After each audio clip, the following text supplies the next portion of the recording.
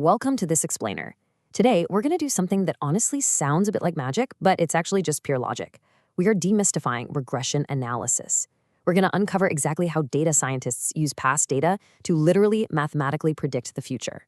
We're taking this journey together, and we're going to break down all this seemingly complex math into something totally manageable and, frankly, genuinely fascinating. Let's get into it. Okay, let's dive right into a super relatable puzzle.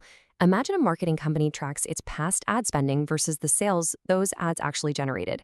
You can see they've spent 90, 120, 150, and so on, and they recorded the sales that came in. But now they want to spend $200 this year. Look at that bottom row.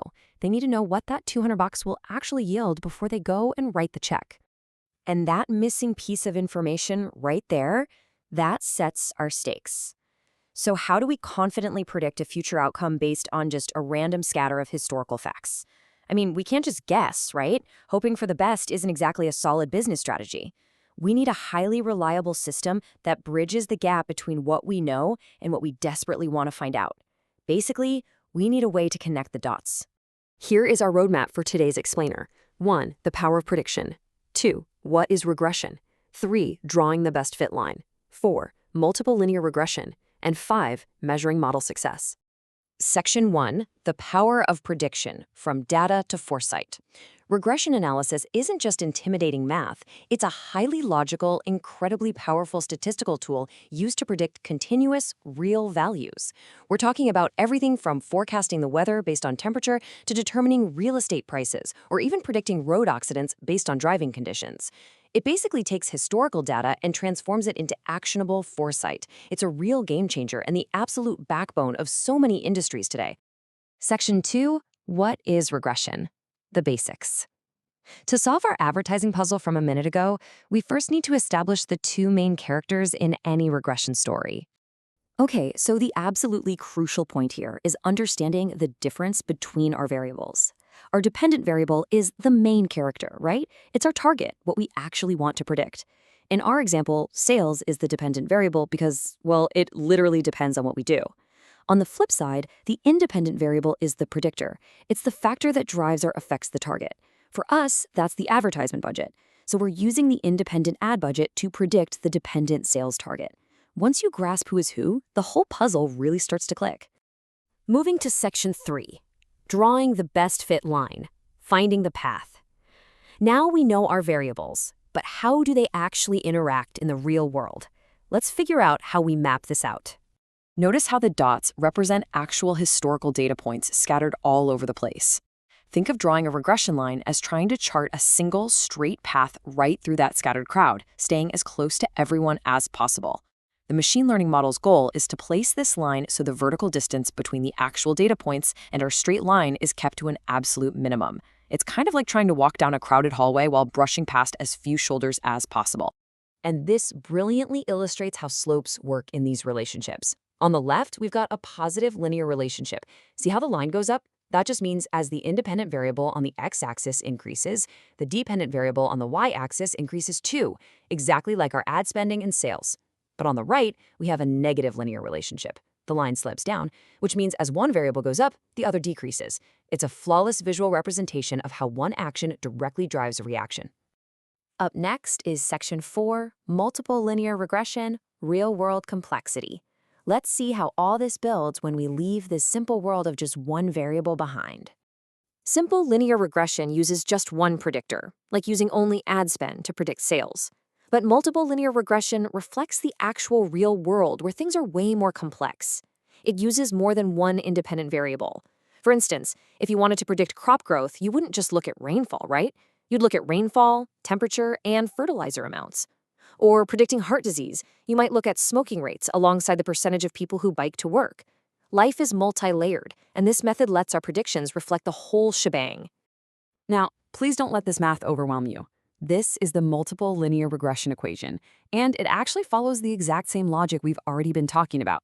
It's simply taking our basic line equation and chaining together multiple predictors. See those x1, x2, and xp variables? Those are just our different independent factors, like the rainfall, temperature, and fertilizer we mentioned, all working together, multiplied by their specific weights or slopes to refine our final target estimate, y. It's really just adding more ingredients to our prediction recipe.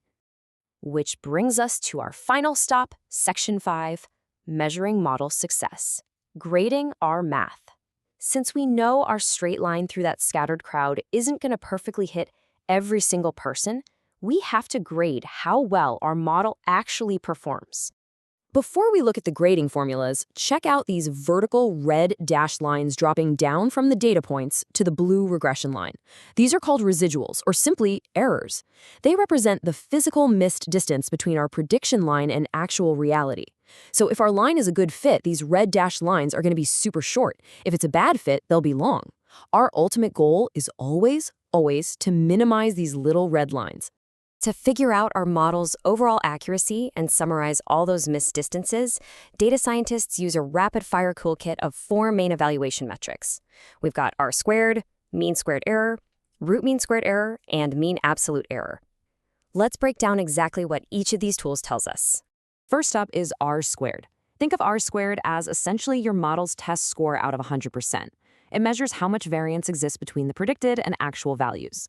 The values range from 0 to 1, so 0% to 100%. The higher the percentage, the better your line fits the data. Generally speaking, anything over 80% is considered a very solid fit. It's basically the quickest way to see if our model's actually passing the class. Next, we have mean squared error, or MSE. While R-squared gives us a relative percentage, MSE gives us an absolute measure of the goodness of fit. It works by taking the average difference between the original and predicted values and then squaring it. Now, because we're squaring the errors, larger errors get penalized much more heavily. So a smaller MSE indicates a significantly better estimator, meaning our data points are sitting tightly around our line. Building directly on that is the root mean square error, or RMSE. As you can probably guess from the formula, it simply takes the square root of the MSE we've literally just talked about. Why do this? Well, taking the square root puts the error metric back into the original units of our target variable. It offers a highly useful, easy-to-interpret metric that tells us exactly how far apart our predicted values are from observed values on average. It brings all that heavy math right back to the real-world scale we started with. Finally, we have the mean absolute error, or MAE. This metric skips the whole squaring process entirely. It simply averages out the absolute differences between the original actual values and the predicted values. It serves as a super straightforward summary of the raw errors in our dataset. It gives us a clean, unweighted look at how far off our model's predictions tend to be. There are no extra penalties here, just the raw average of our misses. So, while a literal crystal ball definitely doesn't exist, applying regression analysis arms us with the ultimate tool to bridge the gap between historical data and future possibilities. By mathematically mapping out relationships and ruthlessly measuring our errors, we can turn scattered noise into strategic, real-world foresight. It really makes you wonder, right? With the right historical data gathered up, what unknown variable in your life or business is just waiting to be predicted?